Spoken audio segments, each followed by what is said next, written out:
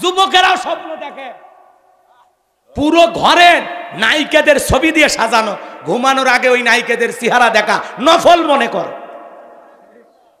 ঘুমানোর আগে ঘরে ঢুকে একবার করে লাইট দিয়ে নায়িকাদের চেহারার দিকে তাকায় আর বলে, আরে এরকম একটা বউ যদি ভাইতাম কপালটা খুলে যাইতো। কথা কন না কে? এবার ঘুমের ঘরে দেখে ওই নায়িকার বুকের ওপর। কথা কন ঠিক কিনা? যুবকেরাও স্বপ্ন, এখনকার যুবকেরা তো আপডেট। আপনাদের এলাকার ছেলেরা ভালো, মাঝে মাঝে দেখবেন মগার মগি বাকবাকুম পায়রার মতো কলেজ ক্যাম্পাসে বিভিন্ন অলিতে গলিতে পার্কের সিপাই একে অপরকে এমন ভাবে চাইপে ধরে মনে হয় আজরাইল আসলেও ছেড়ে দিবি না। কথা কন, এমন ভাবে চাইপে ধরে। রাগ করেন না বাজান। এক যুবক আর যুবতী সাত মাথায় গেছে বগুড়া ফুচকা খাবার।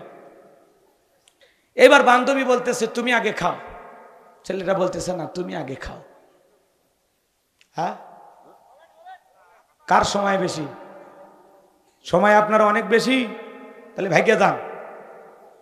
রাগ করতেছেন আপনারা? যুবকদের জন্য একটু বলা লাগবে না? চাচা খালি নিজেরটা 16 আনা বুঝতেছে। শোনেন, 2 বাটি ফুচকা না, 2 জন দোয়া দরুদ পড়তেছে, কেউ আগে খায় না। মেয়ে বলতেছে অনেক কষ্ট করে মা বাবার চোখ ফাঁকি দিয়ে তোমার সাথে ঘুরতে বের হইলাম, তুমি যদি একটু তুলে না খাওয়াও তাহলে কি হইল? ছেলে তখন বলে, আরে তোর কথাটা আমার কলিজায় লাগছে।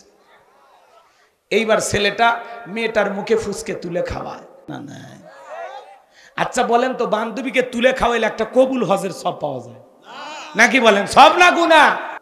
আল্লাহ বলেন ওয়াযাক্কির ফাইন্না যিকরা তানফাউল মুমিনিন, সূরা জারিয়ার 55 নম্বর আয়াত। আল্লাহ ডেকে বলেন যারা আমার মুমিন বান্দা তাদের সামনে যখন কোরআন দিয়ে ওয়াজ করা হবে, কোরআন থেকে উপদেশ দেওয়া হবে, এই কথাগুলো শোনার পরে আমার মুমিন বান্দাদের উপকারে আসবে। বলুন সুবহানাল্লাহ। তাহলে কোরআন দিয়ে ওয়াজ করলে কার উপকার? আমাদের উপকার। কথা বলেন ঠিক কি না? রাগ করতেছেন? শুধু এই প্যান্ডেলে রাখবেন নাকি বাড়ি পর্যন্ত নিয়ে যাবেন? ওই যে মা বোনের আগে একটা ব্যবহার করত, ওই যে মাটির চুলায় চঙ্গা, আগুন নিভে গেলে এরকম ফু দিত, দেখছিলেন? আমাদের দাদি নানিদের ছিল। কথা কন, একটু আওয়াজ দিবেন। আমি করব ওয়াজ, আপনারা দেবেন আওয়াজ, জবাব দিবেন ঠিক ঠিক। আলোচনা হবে কমপ্লিট। শ্রোতাদের স্পিরিটে বারে বক্তার হিট, আলোচনা হবে জায়গা মতো ফিট। আগে বলতাম কিছু আজ প্যান্ডেলে, কিছু আজ অ্যাঙ্গেলে, এখন যা বলবো সব ডাইরেক্ট। বগুড়ার মানুষকে আপনারা ভয় পাচ্ছেন নাকি? একটা তাকবীর দেন, লিল্লাহি তাকবীর, রাব্বাকা ফাকাব্বির। তাকবীর হবে রবের নামে, স্লোগান হবে রবের নামে। যেই জমিনে আল্লাহর শ্রেষ্ঠত্ব বরত্ব ঘোষণা করা হবে, ওই জমিনে কোনো শয়তানি শক্তি টিকতে পারবে না।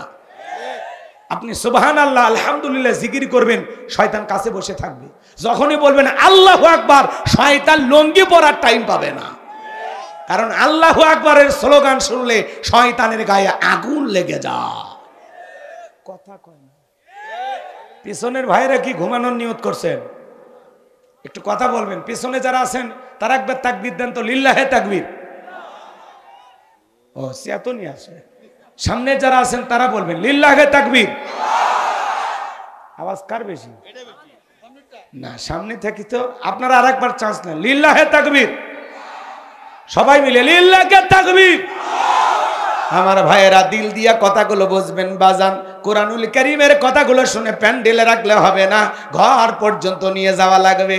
আমার আল্লাহ তাআলা সেই কথাও জানিয়ে দিলেন, আল্লাযীনা ইয়াসতামিউনাল কাওলা ফায়াত্তাবিউনা আহসানাহু উলাইকাল্লাযীনা হাদাহুমুল্লাহু ওয়া উলাইকা হুম উলুল আলবাব। এত জোরে বলতেছি তাও সাউন্ড। সূরা জুমার আয়াত নাম্বার 18। এই যে এত কাছে যা যদি বলি তাও যদি না হয় কি করবেন? আল্লাহ রাব্বুল আলামিন জানিয়ে দিলেন, মনোযোগ সহকারে কোরআনের কথাগুলো শ্রবণ করো। এখান থেকে যে উত্তম কথা, ভালো কথা, সেইটা নিজের জিন্দেগিতে গ্রহণ করো, মেনে নাও। তোমরা যদি কোরআন থেকে ভালো কথা, উত্তম কথাটা গ্রহণ করতে পারো, যে আলোচনাগুলো শুনবেন এখান থেকে উত্তমটা ভালোটা গ্রহণ করবেন। আমার আল্লাহ বলেন উলাইকাল্লাযীনা হাদাহুমুল্লাহু, যারা ভালোটা গ্রহণ করবে তাদের জন্য আমি আল্লাহ পাক হেদায়েতের রাস্তাটাকে সহজ করে দেব। ওয়া উলাইকা হুম উলুল আলবাব, আল্লাহ তাআলা জানিয়ে দিলেন যারা কোরআন থেকে উপদেশ গ্রহণ করে তারাই হলো বুদ্ধিমান। আমি জানি বগুড়ার মানুষেরা বুদ্ধিমান, যা বলবো এখান থেকে একটি কথা হলেও নিয়ে যাবেন ইনশাআল্লাহ। আর কোনো কথা নয়। এইবার চলুন আমরা ডাইরেক্ট আলোচনায় প্রবেশ করি। জবান ছেড়ে সবাই একটু মহাব্বতে আমার সঙ্গে তেলাওয়াত করুন। আউযু বিল্লাহি মিনাশ শাইতানির রাজিম, বিসমিল্লাহির রাহমানির রহিম। বিতাড়িত মুর্দাত শয়তানের কাছ থেকে আল্লাহ পাকের কাছে আশ্রয় প্রার্থনা চাচ্ছি। পরম করুণা সিমদালু আল্লাহ তাআলার নামে শুরু করছি। আল্লাহর কোনো বান্দা যদি সূরা মুলুক নিয়মিত তেলাওয়াত করে, এই সূরাটির এত ফজিলত, এত ফজিলত, আল্লাহ তাআলা তার কবরের সলজফকে সহজ করে দেবেন। আল্লাহর কোনো বান্দা যদি নিয়মিত সূরা মুলুক তেলাওয়াত করে, আমল করে, কঠিন কিয়ামতের ময়দানে এই সূরাটি তিলাওয়াতকারী ব্যক্তির পক্ষে আল্লাহর কাছে সুপারিশ করবেন। চিৎকার মেরে বলুন সুবহানাল্লাহ। ছোট্ট একটা কথা আপনাদেরকে বলি, আজ থেকে 100 বছর আগে ভারতের একটি ঘটনা 2 মিনিটে বলে দিচ্ছি। সে সময় তো এত আলেম ছিল না, এত মুসলমান ছিল না। একটি বস্তি এলাকার মধ্যে কিছু মুসলমান বসবাস করত। হঠাৎ করে একজন মুসলমান মারা গেল। ওই এলাকার মানুষজন এত মূর্খ ছিল, এত অজ্ঞ ছিল যে একজন মানুষ মারা গেলে কিভাবে দাফন কাফন করতে হয়, কিভাবে শেষ বিদায় দিতে হয়, কিভাবে জানাজা পড়াইতে হয়, কোনো কিছুই তারা জানতো না, এত অজ্ঞ ছিল। আমার ভাইয়েরা, ওই এলাকার একজন মানুষ মারা যাওয়ার পরে তারা আশেপাশে আলেম ওলামা খুঁজতেছেন, কোথাও কোনো আলেম ওলামা খুঁজে পাওয়া গেল না। আল্লাহর বান্দারা টেনশনে পড়ে গেলেন, কি করা যায়, কি করা যায়। সবাই টেনশনে পড়ে গেলেন যে কিছু পারি আর না পারি অন্তত লাশটা দাফন করার আগে যেহেতু গোসল করাইতে হবে, আমরা একটু গোসল করাইয়া দেই। আগামীকালকে আমাদের রাস্তার পাশে কবরস্থান, যদি আমরা কোনো লোকজন কোনো আলেমকে খুঁজে পাই তাহলে সে তো এত দূর ভিতরে আসতে চাইবে না, তার মাধ্যমে জানাজা পড়া আমরা দাফন করব। এইবার বাজানো গো আমার, তারা লাশটাকে গোসল করাইয়া দিয়া পরের দিনে অপেক্ষায় বসে থাকলেন। আল্লাহর কোনো বান্দা যদি এই রাস্তা দিয়ে হেঁটে যায়, কোনো আলেমকে পাওয়া যায়, আমার ভাইয়েরা তার কাছ থেকে তারা জানাজার নামাজ আদায় করায় নেবে। এই অপেক্ষায় তারা দাঁড়িয়ে থাকলেন। দেখলেন একজন মানুষ, মাথায় টুপি, গায়ে লম্বা জুব্বা। এই লোকটা যখন কাছাকাছি আসলেন তাদের জীবনে শান্তি ফিরে পাইলেন। লোকটাকে ডেকে বলে, ভাই আমাদের এলাকায় একজন মানুষ মারা গেছে, কিন্তু এই মানুষটাকে কিভাবে দাফন কাফন করতে হয় আমরা জানি না, কিভাবে জানাজার ইমামতি দিতে হয় আমরা জানি না। আপনাকে দেখে মনে হয় আপনি একজন আলেম মানুষ, দয়া করে জানাজার নামাজটার ইমামতি আপনি করবেন। লোকটা ডেকে বলে, ভাই আমি কোনো আলেম না, আমি একজন মুসলমান, ভারতের একজন পুলিশ।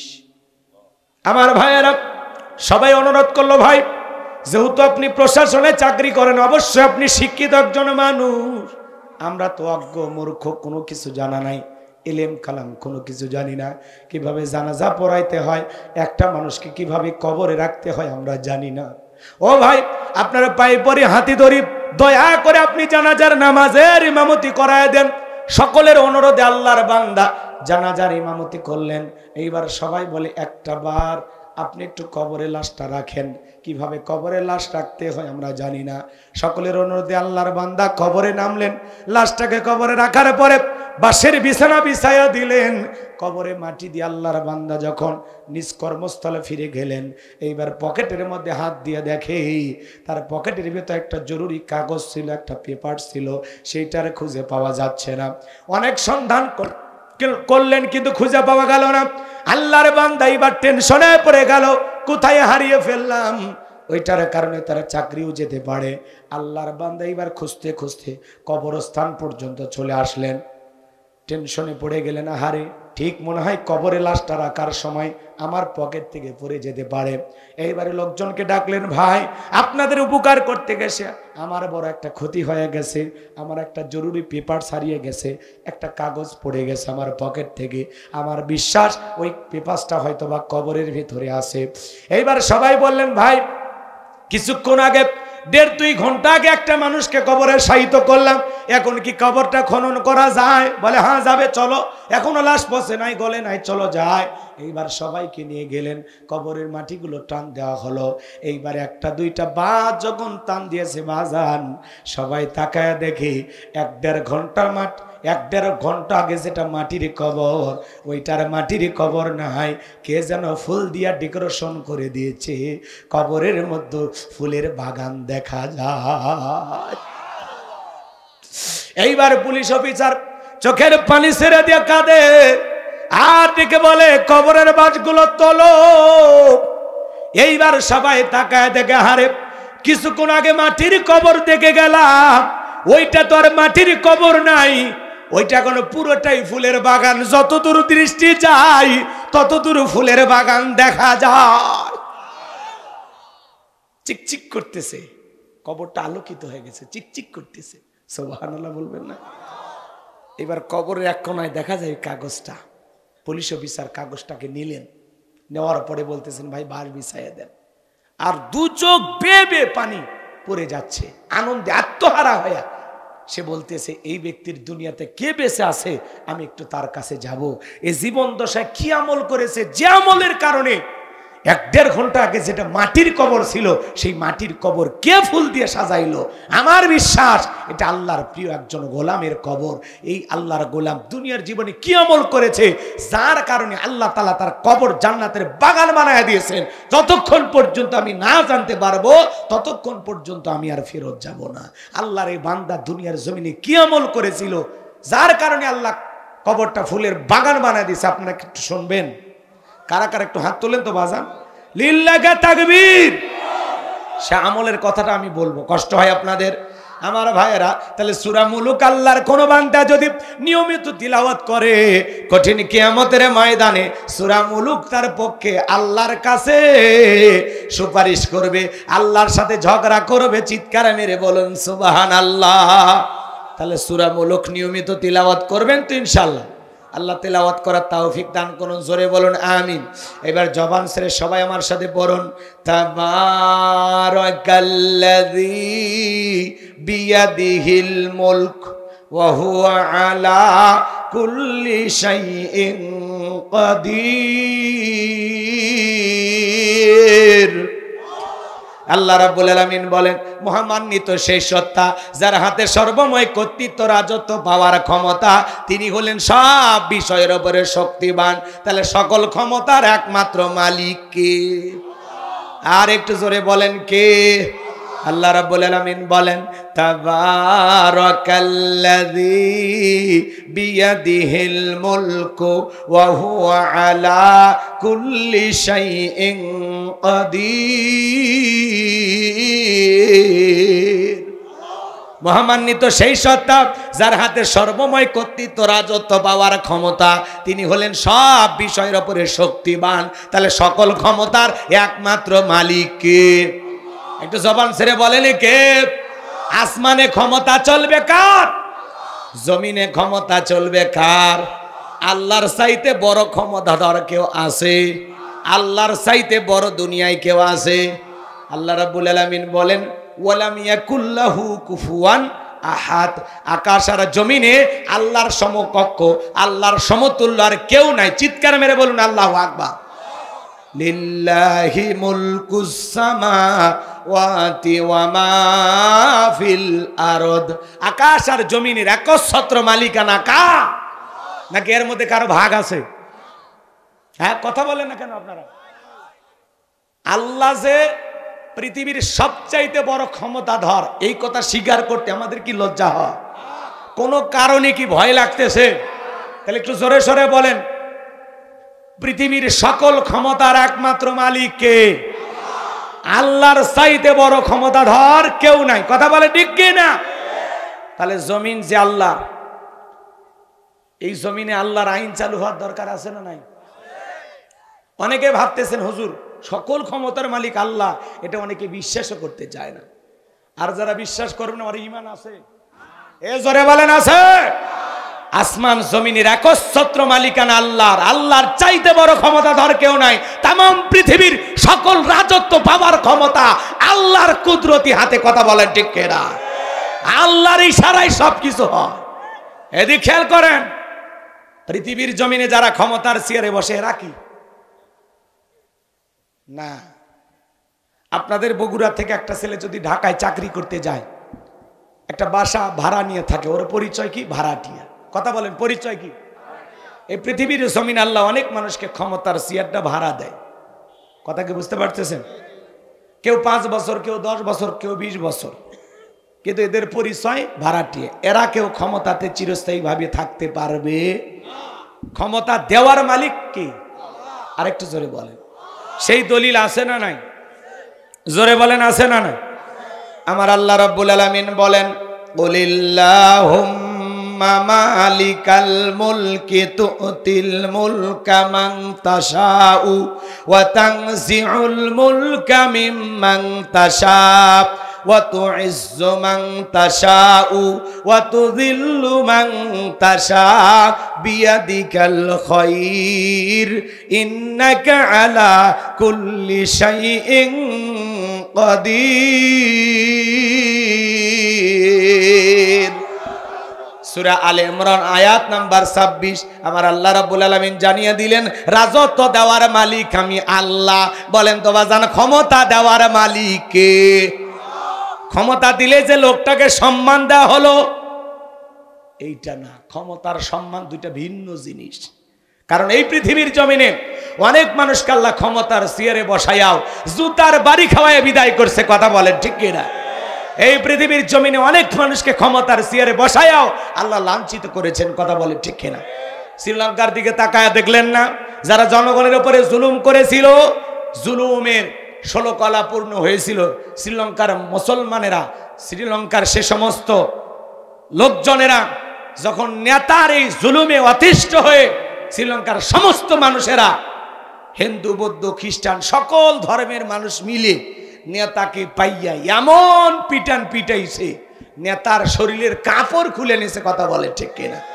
ভাগ্যিস ভালো সেদিন হাফ প্যান্ট পরা ছিল, তাহলে কাপড় খুলেও ক্ষমতার থেকে নামায়। কথা কন ঠিক কিনা?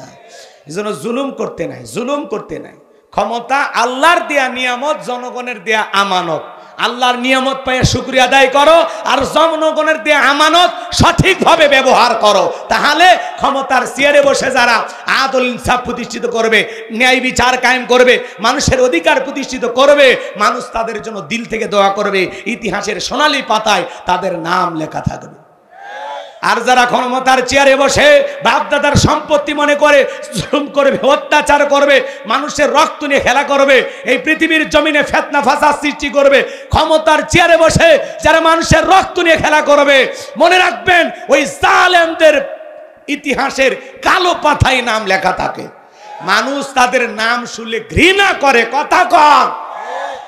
তাহলে ক্ষমতা পাইলে লাভ দিতে নাই, ক্ষমতা পাইলে অহংকার করতে নাই, বিনয়ী হতে হয়, শুকরিয়া আদায় করতে হয়। আজকে ছোট ছোট নেতার গরম এলাকায় থাকা যাইতো না। কথা কন না কেন? বড় বড় কথা বলতে ওরা আছে, রাগ করেন না। 41 সাল পর্যন্ত টিকে থাকবে, 24 সালে কি আছে তকদিরে জানে না। কথা বলে ঠিকই না? বড় বড় কথা বলতে বলে আমরা পালাই না, ঠিকই তো পালিয়ে গেলেন। কথায় কাজে মিল নাই আপনাদের। কথা কয় না। আমাদের চাচা ইরশাদ চাচাকে বলা হয় স্বৈরাচার শাসক। আমার ইরশাদ চাচা ক্ষমতার চেয়ার থেকে পদত্যাগ করে জেলে গেছে, মাগার দেশ ছাড়েনি। বাপের বেটা দেশ নেত্রী বেগম খালেদা জিয়া অসুস্থ মানুষ, জেল খাটলেন, এখনো অসুস্থ হয়ে দেশে আছে, দেশ ছাড়ে নাই। বাপের বেটি। আর আপনি একটু বিপদ থেকে পালিয়ে গেলেন, নিজের জীবনটাই দেখলেন, আপনার কোটি কোটি অনুসারী, তাদের কথা একটুও ভাবলেন না।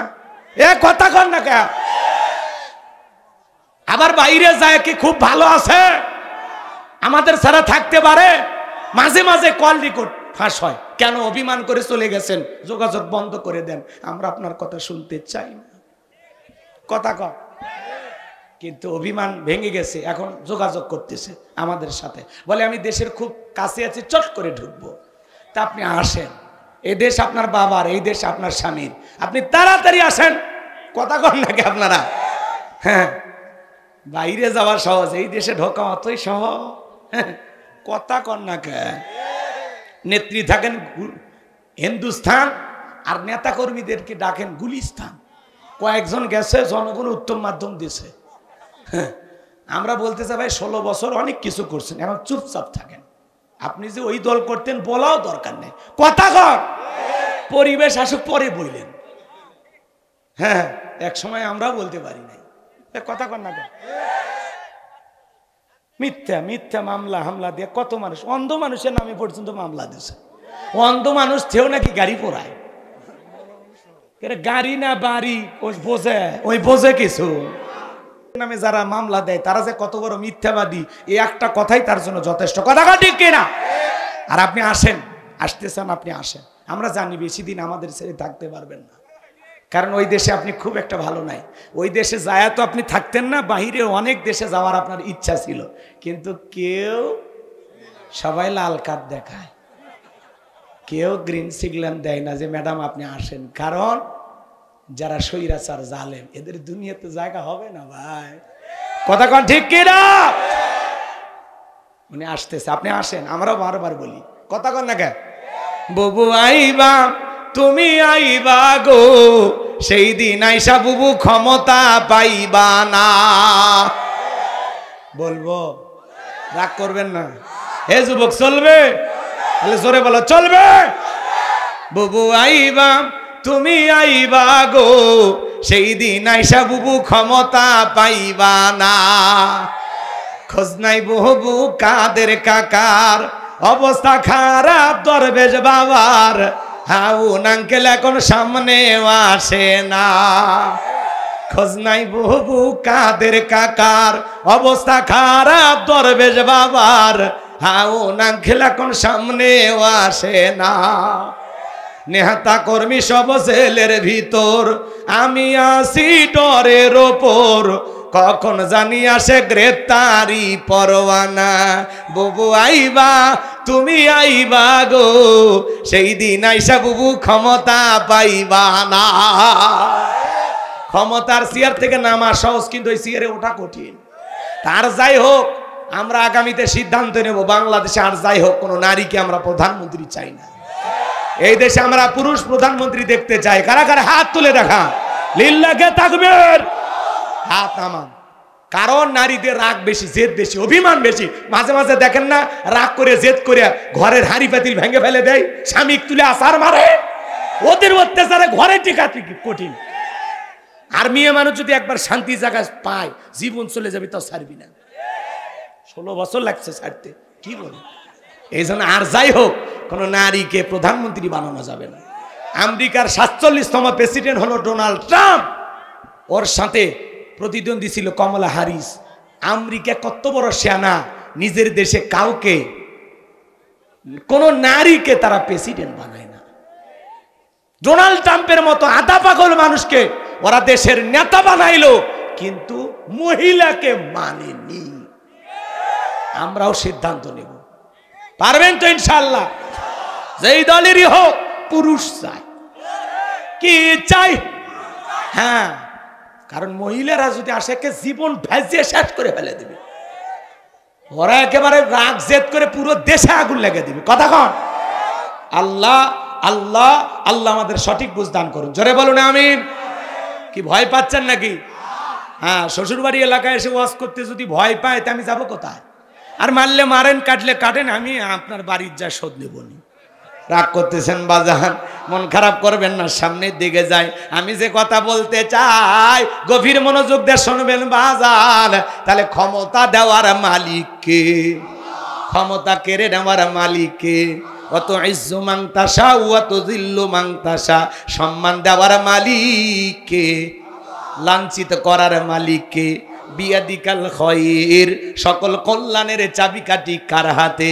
ইন্নাকা আলা কুল্লি শাইইন কদির, আরে তিনি হলেন সব বিষয়ের উপরে ক্ষমতাবান। আল্লাহু আকবার বলেন। তাহলে সকল ক্ষমতার একমাত্র মালিক আল্লাহ। আল্লাহর চাইতে বড় ক্ষমতাধর কেউ নাই। আল্লাহ দুনিয়াতে যাদেরকে ক্ষমতা দেয়, কাউকে ক্ষমতার চেয়ারে বসায়, আবার বেয়াদবি করলে ক্ষমতার চেয়ার থেকে নামায়। তাহলে ক্ষমতা দেওয়ার মালিক আল্লাহ, কেড়ে নেওয়ার মালিক আল্লাহ, সম্মান দেওয়ার মালিক আল্লাহ, লাঞ্ছিত করার মালিক আল্লাহ। সে আল্লাহর কাছে সকল ক্ষমতার চাবিকাঠি, আর তিনি হলেন সব বিষয়ের ওপরে শক্তিবান। আল্লাহর চাইতে বড় শক্তিবান আর কেউ নাই। কথা কোন ঠিক কিনা? তিনি সর্বশক্তিবান। কথা বলে ঠিক কিনা? আল্লাহ রাব্বুল আলামিন বলেন, তাবারাকাল্লাযী বিয়াদিহিল মুলকু ওয়া হুয়া আলা কুল্লি শাইইন কাদির। মহামান্বিত সেই সত্তা যার হাতে সর্বময় কর্তৃত্ব, রাজত্ব পাওয়ার ক্ষমতা, তিনি হলেন সব বিষয়ের উপরে ক্ষমতাবান। এ বাজান গো আমার, তাহলে একটু চিৎকার মেরে বলেন তো, সকল ক্ষমতার একমাত্র মালিক কে? আল্লাহর চাইতে বড় ক্ষমতাধর কেউ নাই।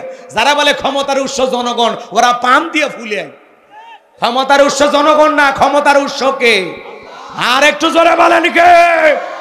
আল্লাহ যাকে ইচ্ছে ক্ষমতার চেয়ারে বসায়, যাকে ইচ্ছে ক্ষমতার চেয়ার থেকে নামায়। আল্লাহর যখন সময় হবে আল্লাহ নামাবে। কথা কন না কে? আমরা বারবার বলেছিলাম, ম্যাডাম পদত্যাগ করেন, পদত্যাগ করেন। আল্লাহ বলে কিসের পদত্যাগ? এমন ভাবে ধরবো, শুধু পদত্যাগ না, আমি আল্লাহ ওদেরকে দেশ ত্যাগ করতে বাধ্য করব। ইন্না বাতশা রাব্বিকা লাশাদীদ। আল্লাহর পাকড়াও বড় কঠিন। আল্লাহ ধরে ধরে না, যেদিন ধরবে বাপ ডাকেও পার পাইবা না।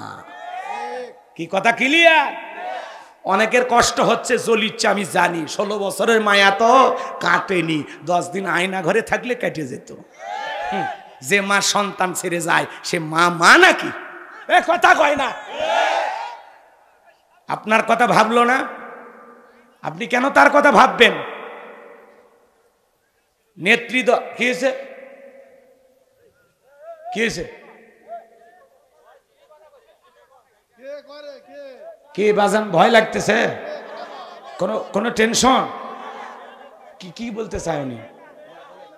আচ্ছা, ও বোঝার নাই, ও কবরের কথা। ও আমি কি বলছি এটা পরে বলবো। আসিতেছি, একটু অপেক্ষা করেন। কষ্ট হচ্ছে আপনাদের?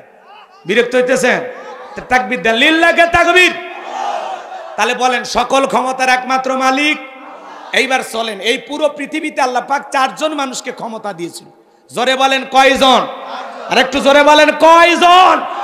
এই 4 জনের মধ্যে 2 জন হলো ঈমানদার আর 2 জন হলো কাফের। ভালো করে বুঝবেন, পুরো পৃথিবীর ক্ষমতা 4 জনকে দিয়েছে। কয়জন? 2 জন কাফের আর 2 জন হলো ঈমানদার। আরে ভাই, পুরো পৃথিবীর ক্ষমতা তো দূরের কথা, ছোটখাটো নেতার সাথে পারা যাইতো না। বিশ্বনবীর জামানায় এরকম একটা ছোট নেতা ছিল, গোত্রীয় লিডার, দলপতি, বগুড়ার খাস বাংলা ভাষায় পাতি নেতা, নেতার চামচিয়া। কথা কম। এবার শোনেন, দিল দিয়ে কথাগুলো বুঝবেন, তাহলে মজা লাগবে ইনশাল্লাহ। নবীজির জামানায় পাতি নেতার নাম ছিল, গোত্রীয় লিডার, দলপতি, এর নাম ছিল মহাবীর আমর। মহাবীর। নবীজি হিজরত করে মদিনায় চলে গেছেন। মক্কার কাফিরদেরকে নিয়ে রসুলের কোনো টেনশন নাই, কিন্তু মক্কার কাফেরদের ঘুম হারাম। না জানি ভাতিজা মুহাম্মদ মদিনায় যায় কি করতেছে। কথাকে বুঝতে পারতেছেন বাজান? দিল দিয়া কথাগুলো বুঝবেন বাজান। এই মক্কার মহাবীর আমর প্রতিমার সামনে দাঁড়ায় শপথ গ্রহণ করলো, যতক্ষণ আব্দুল্লাহর বেটা মুহাম্মদ সাল্লাল্লাহু আলাইহি সাল্লামের দেহ থেকে কাল্লা না ফেলাইতে পারবো, ততক্ষণ পর্যন্ত আমি এক ফোঁটা পানিও পান করব না। জোরে কন নাউযুবিল্লাহ। আমার নবীকে ওর পাকা ধানে মই দিয়েছে, ওর বাড়িতে চুরি করতে গেছে। আমার নবীর কি কোনো অপরাধ আছে? না বাজান না, আপনার আমার নবীর কোনো অপরাধ নাই। আমার নবী কালেমার দাওয়াত দেয়, ইসলামের প্রচার প্রসার করে, কোরআনের পথে মানুষকে দাওয়াত দেয়। এটাই কাফের বেঈমানদের কাছে সহ্য হইতো না। ওরা বলে আমরা 33 কোটি দেবতা মানি, তাই কত সমস্যা। আর এক আল্লাহকে মানলে সমস্ত কিছুর সমাধান, এটা ওরা বিশ্বাস করতে চাইতো না। এই মক্কার মহাবীর আমর প্রতিমার সামনে শপথ গ্রহণ কইরা বিশাল একটা বাহিনী নিয়ে মদিনার পথে রওনা করেছেন। এই খবর আল্লাহ তাআলা তার হাবিবের কাছে পৌঁছায় দিলেন, নবী গো, মক্কার মহাবীর আমর আপনার মাথা নেওয়ার জন্য রওনা করেছে। এই খবরটা বিশ্বনবী জানার পরে টেনশনে পড়ে গেলেন। সাহাবায়ে কিরামদেরকে ডেকে বলেন, আমার সাহাবীরা তোমরা বলো, মক্কার মহাবীর আমর আমার মাথা নেওয়ার জন্য রওনা করেছে, তোমরাই বলো কি করা যায়। নবীজির সাহাবীরা সবাই শুনতেছেন।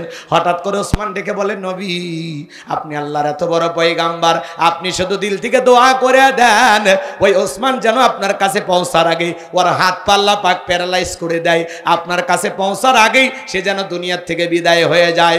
এই কথা শোনার পরে নবীজি, নরম মানুষ দোয়ার পক্ষে কথা বলেন ঠিক কি না?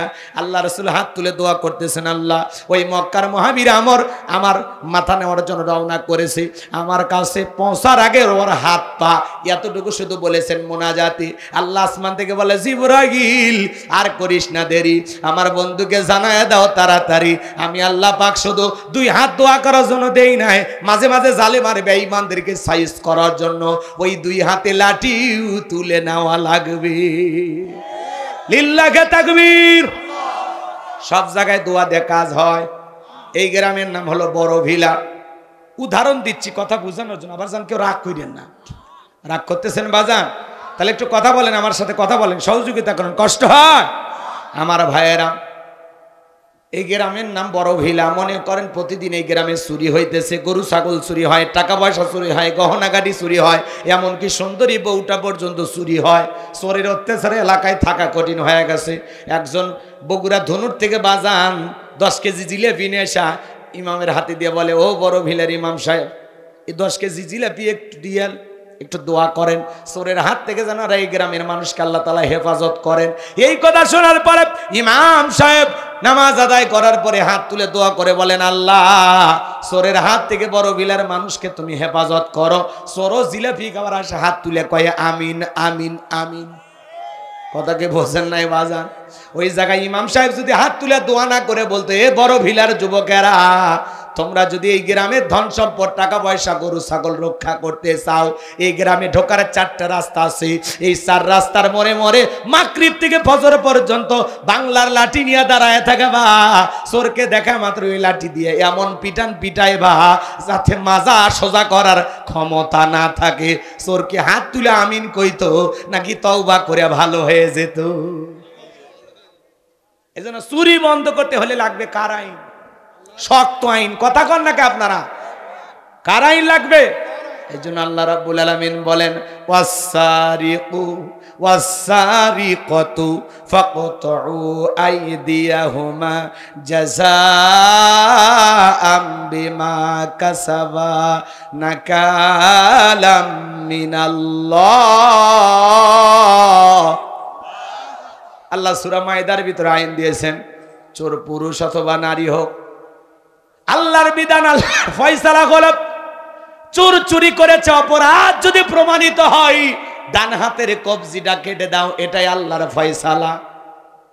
আমরা যদি বাংলাদেশের একটা চোরকে ধরে বাইতুল মোকাররমের সামনে নিয়ে যায়, মিডিয়াদেরকে খবর দিয়া একটা হাত কেটে মিডিয়ার মাধ্যমে ফালাও করে প্রচার করতাম, বাংলাদেশে আজ থেকে চোর যদি চুরি করে প্রমাণিত হয়, হাত কেটে দেওয়া হবে। আল্লাহর আইন চালু করা হলো।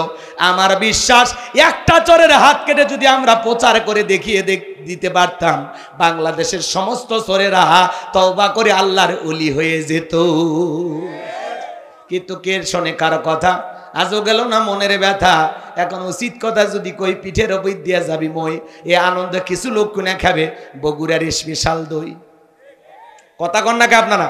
যত দোষ নন্দ ঘোষ, 70টা বললে দোষ, করলে অন্যায়ের প্রতিবাদ, নামটা হবে তোমার মৌলবাদ, নামটা হবে তোমার জঙ্গিবাদ।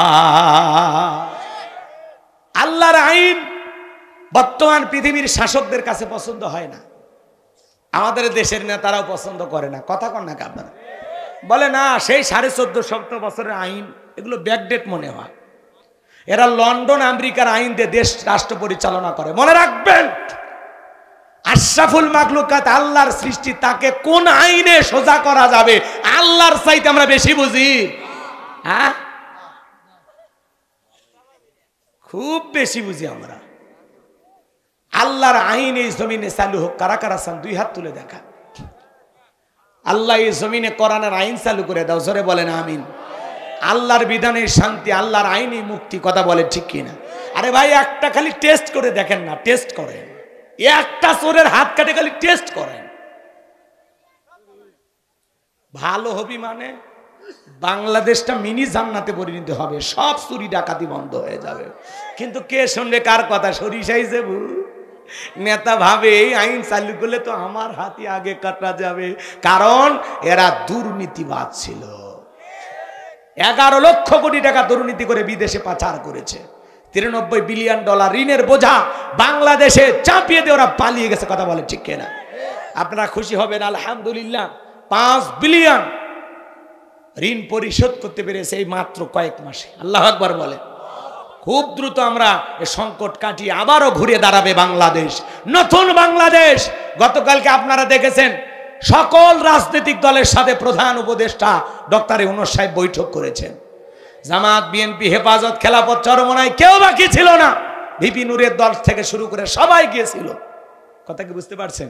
এই যে সবাই মিলে দেশ রক্ষা করার জন্য ঐক্যবদ্ধ। আল্লাহু আকবার বলে।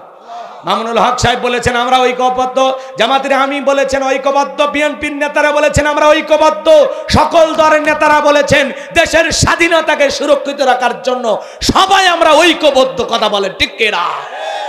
আজকে আবার সকল ধর্মীয় নেতাদের সাথে তিনি বৈঠক করেছেন। আমাদের প্রিয় শায়েখ আহমদুল্লাহ হাফিজাহুল্লাহ তিনিও সেখানে গিয়েছিলেন এবং তিনি বলেছেন যে আমরা প্রধান উপদেষ্টার সাথে দেখা করে সেখানে চমৎকার কিছু আলোচনা হয়েছে, সেখানে চমৎকার কিছু আলোচনা হয়েছে এবং তিনি বাহিরে বের হয়ে বলেছেন আমরা সবাই ঐক্যবদ্ধ, দেশের শান্তি এবং এই দেশের স্বাধীনতাকে সুরক্ষিত রাখার জন্য আমরা সবাই ঐক্যবদ্ধ এবং সকল ধর্মের অধিকার আমরা নিশ্চিত করব, কথা বলে ঠিক কিনা? আমাদের দেশে অমুসলিমদের উপর নির্যাতন হচ্ছে, এই মিথ্যা নিউজ তত্ত্ব সন্ত্রাস ভারত চালিয়ে আজকে ভারত বেকায়দায়, কথা বলেন। ভারত বাংলাদেশের ভিসা বন্ধ করে দিয়ে ওই দেশে যে হাসপাতালগুলোতে বাংলাদেশের লোকজন চিকিৎসা নিত তাদেরকে বের করে দিল। এই মাত্র কয়েকদিনের ব্যবধানে হাসপাতালের গেটের থেকে স্লোগান আসতেছে বাংলাদেশিদের ভিসা চালু করা হোক, আমরা তাদের চিকিৎসা করব, জামাই আদরে রাখবো, 10% ছাড় দেওয়া হবে। আল্লাহু আকবার কন। খারাই তোমাদের মন পাল্টে গেল, কথা কন নাকি আপনারা? হ্যাঁ, এখন কলকাতার হাসপাতাল, দেশের বিভিন্ন ওই দেশের হাসপাতালগুলো এখন শূন্য, কারণ বাংলাদেশের মানুষ, অধিকাংশ মানুষ ভারতে চিকিৎসার জন্য যায়। আজকে তারা চিকিৎসা সেবা দিতে পারতেছে না, আধা বেলা খায়া আসে, আধা বেলা না খায়া আসে। এই কয়েকদিনে যদি এই পরিণতি হয়, বাংলাদেশ যদি একবারে চিকিৎসা নেওয়া বন্ধ করে দেয়, ওদের অবস্থাটা কি হবে? হ্যাঁ, বড় বড় কথা বলো দাদা, হ্যাঁ কথা কন নাকি আপনারা? এক উগ্রপন্থী হিন্দু নেতা বলে বাংলাদেশের ভিসা বন্ধ করে দেন। বন্ধ করে দিলে লাভটা কি হলো? চিকিৎসা বন্ধ করে দেন। করাচিতে যান, আরে ভাই করাচির কথা বলতেছেন, পাকিস্তানের কথা বলতেছেন। হ্যাঁ, পাকিস্তান তো মুসলিম দেশ, তারা তো আমাদের প্রকৃত বন্ধু। আর যাই হোক, ওরা কখনো আমাদের সাথে গাদ্দারি করবে না। এ কথা বলেন না কেন?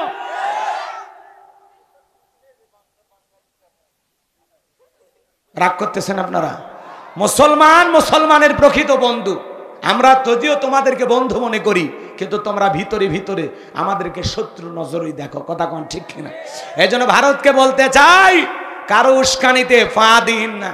এখনো সময় আছে, বাংলাদেশের সকল ধর্মের মানুষ আমরা নিরাপদে বসবাস করতেছি, কথা বলে ঠিক কিনা? এদেশের হিন্দু ভাইয়েরাও অলরেডি বিভিন্ন জায়গায় মিছিল, মিটিং, সংবাদ সম্মেলন করে তারা বলতেছে আমরা অনেক ভালো আছি, ভারত মিথ্যা গুজব ছড়ানো থেকে বিরত থাকুক, কথা বলে ঠিক কিনা? আমরা ঐক্যবদ্ধ আছি দেশের স্বাধীনতা রক্ষায়। এই দেশের দিকে কাউকে বাঁকা চোখে তাকানোর সুযোগ আমরা দেব না, কথা বলে ঠিক কিনা? রাগ করতেছেন বাজান গো আমার? সবাইকে ঐক্যবদ্ধ দেখা যারা ষড়যন্ত্রকারী, ওদের কলিজার পানি শুকা গেছে। আমরা কারো গোলাম না, আমরা মাথা উঁচু করে বাঁচবো। আমরা কোন দেশের কাছে জিম্মি থাকতে চাই না, কথা কর। না ভারত না অন্য কোন দেশ, আমরা মাথা উঁচু করে বাঁচবো। কথা বলেন ঠিক কি না?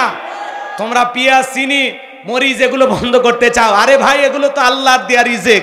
আমরা চাইলে আমাদের দেশেও এগুলো ইনশাআল্লাহ তৈরি করতে পারবো। কথা কন, রাগ করতেছেন? এই কথাগুলো বলাতে অনেকের মন খারাপ হতেও পারে। আমার ভাইয়েরা, লম্বা আমি করবো না, তাহলে চুরি বন্ধ করতে লাগবে কার আইন? আমার ভাইয়েরা, বিশ্বনবী তখন হাত নামায় নিলেন। এইবার জিবরাইল এসে বলে, নবী দোয়া কবুল হবে না, আপনি হাত নামান। নবীজি হাত নামায় নেওয়ার পরে জিবরাইল ডেকে বলে, নবী আপনি সাহাবায়ে ইকরামদের মধ্যে ঘোষণা করেন, আপনার সাহাবীদের মধ্যে এমন কেউ কে আছে যে মক্কার মহাবীর আমরের মোকাবেলা করবে? এই কথা শোনার পরে নবী সাহাবায়ে ইকরামদেরকে ডেকে বলেন, ও আমার সাহাবীরা তোমরা শোনো, তোমাদের মধ্যে এমন কেউ কে আসো যে মক্কার মহাবীর আমরের মোকাবেলা করবা? নবীর কোন সাহাবী দাঁড়ায় না, হযরত আলী দাঁড়িয়ে গেলেন। বলুন আল্লাহু আকবার। আমার নবী ডেকে বলে, আলী রে তুমি কি জানো ওই মক্কার মহাবীর আমর এক বেলা খাবার খাই 21 কেজি 3.5 মণ ওজনে তরবারি যুদ্ধ করে, এত বড় বীরের সামনে তুমি কেমনে যাইবে? তুমি বসে পড়ো। হযরত আলী বসে বললেন।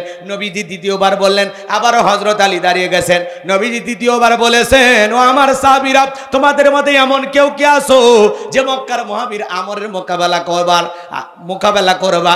আবারও হযরত আলী দাঁড়িয়ে গেছেন। এইবার নবী দুইটা হাত বাড়া বলে, আলী রে আয় আয় আমার বুকের কাছে আয়।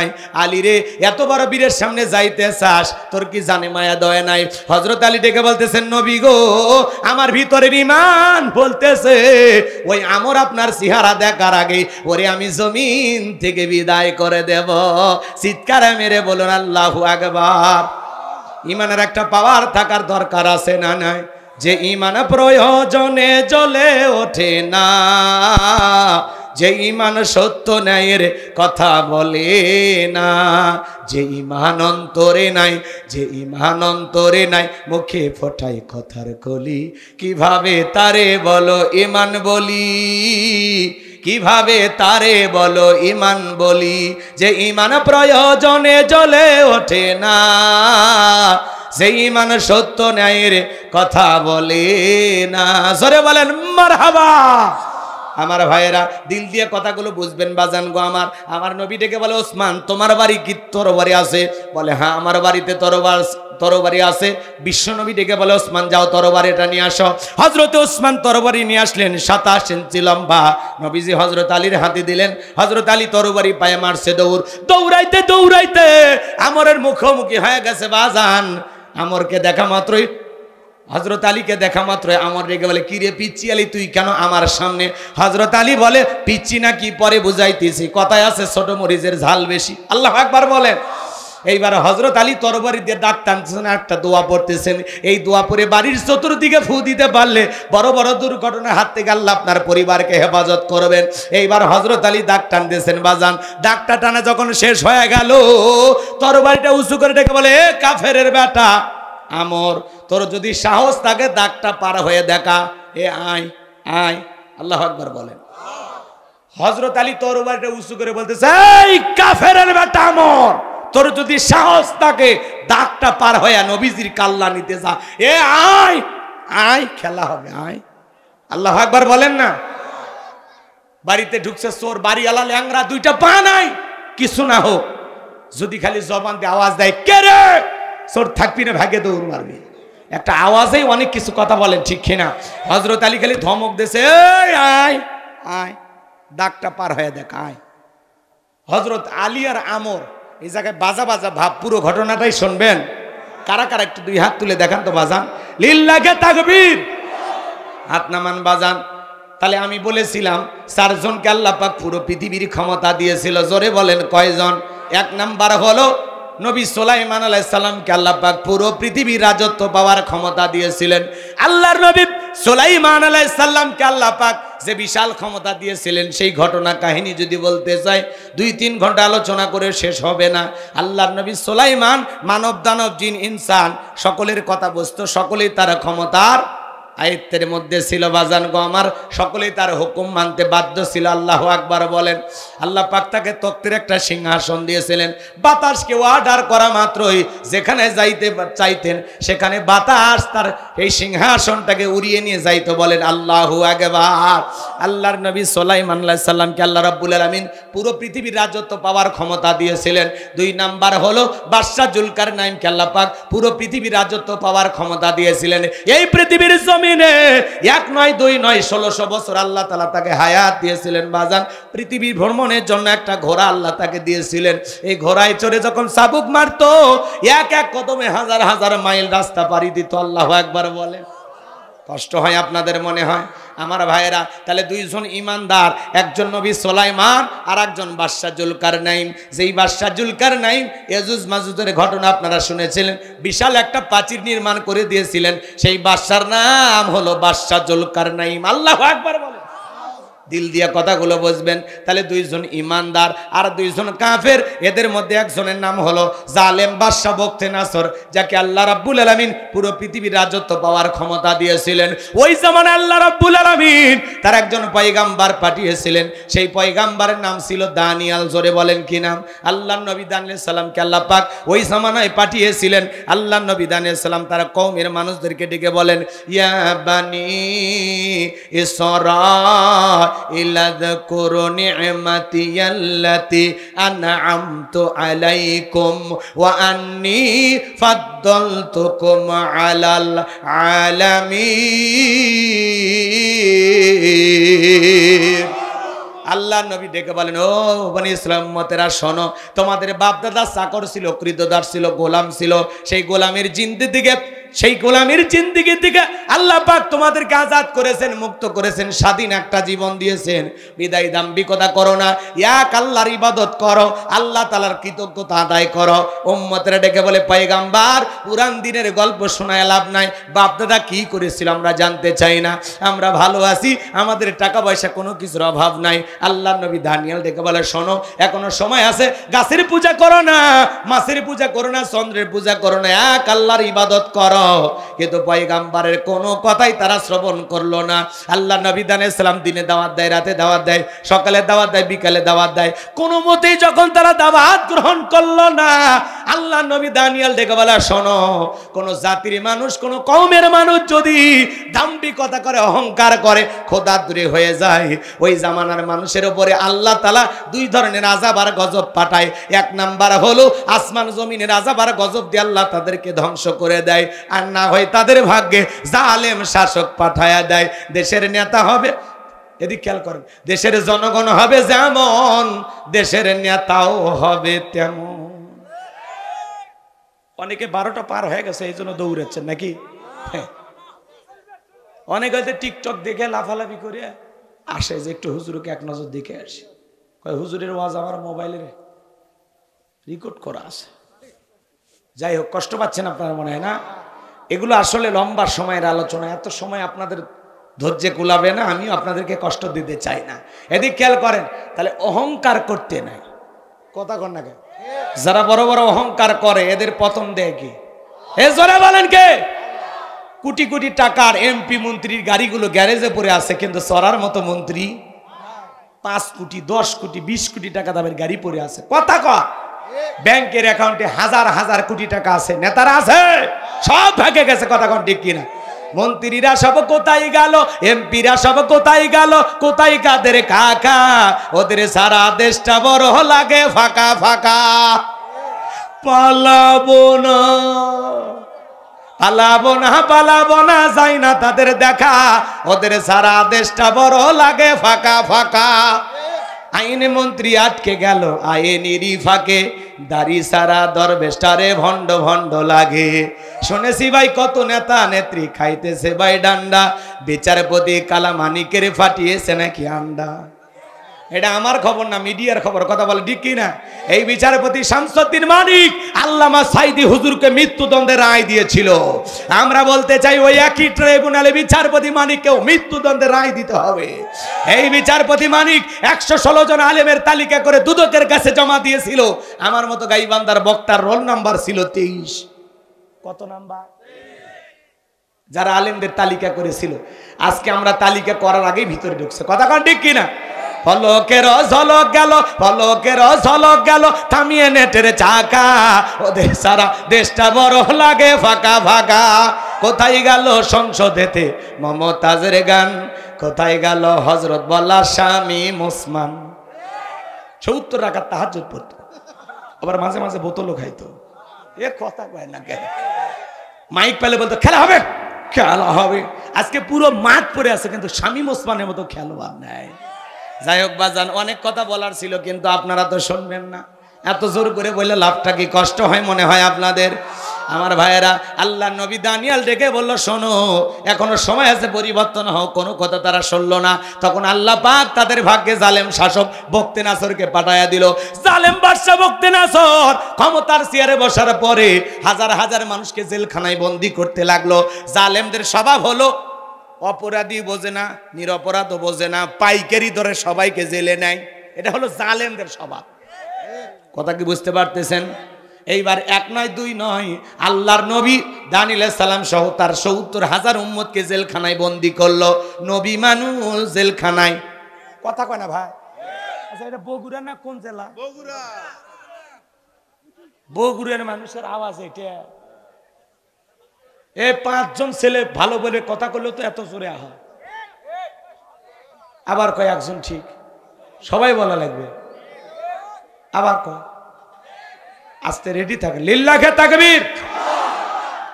তাহলে আল্লাহর নবী জেলখানায়। নবী যদি জেলখানায় যায়, নাইবে রাসূলের ভূমিকা যারা পালন করবে, আলেম ওলামা যারা এই দুনিয়ার জমিনে হকের আওয়াজ তুলবে, হকের পক্ষে মানুষকে দাওয়াত দিবে, মাঝে মাঝে ষড়যন্ত্র করে তাদেরকেও জেলখানায় ঢুকাইতে পারে।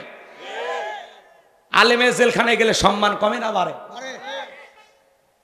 রাগ করবেন না, কথাগুলো বুঝবেন, তারপরে চিন্তা ভাবনা করবেন। আল্লামা সাইদি হুজুরকে 300 মহিলা, তিনি নাকি 300 নারীকে ধর্ষণ করছে। এ কথা আপনারা বিশ্বাস করেন? একটা মানুষ 300 জন, এত সহজ কথা কন নাকি আপনারা? এক মহিলাকে আদালতে নিয়ে যা বলা হচ্ছে, এই হুজুর আপনাকে ধর্ষণ করছে, সাইদি হুজুরের সাক্ষী। তখন বলতেছে হ্যাঁ। তো তোমার জন্ম কত সালে? তখন বলতেছে 75 সালে। জন্ম 75 সালে, ধর্ষণ হয়েছে 71 সালে। স্বপ্নে মনে হয়। কত বড় মিথ্যাবাদী ছিল। কথা কন, কথা কন।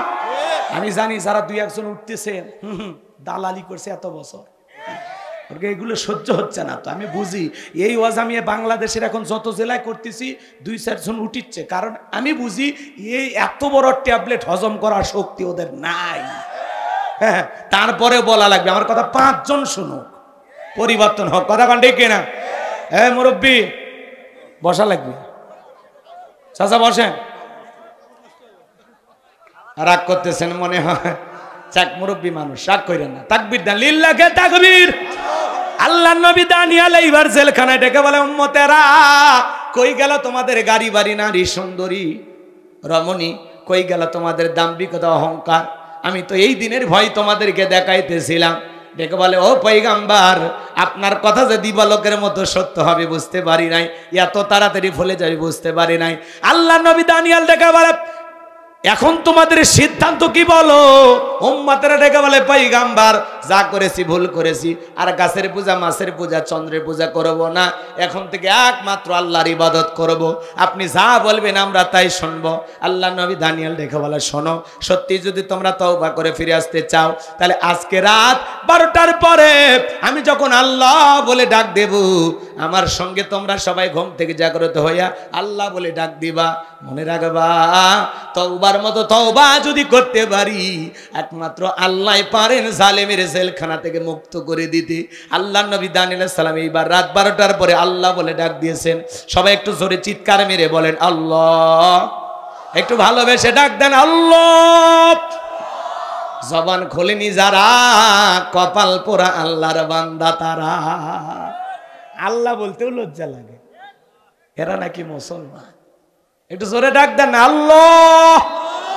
আল্লাহ আল্লাহ বললে মানে কলিজাটা ভরে যায়, বুকের ভিতরে কোনো জায়গায় ফাঁকা থাকে না। কথা কন ঠিক কিনা? আমার ভাইরা দিল দিয়ে কথাগুলো বুঝবেন।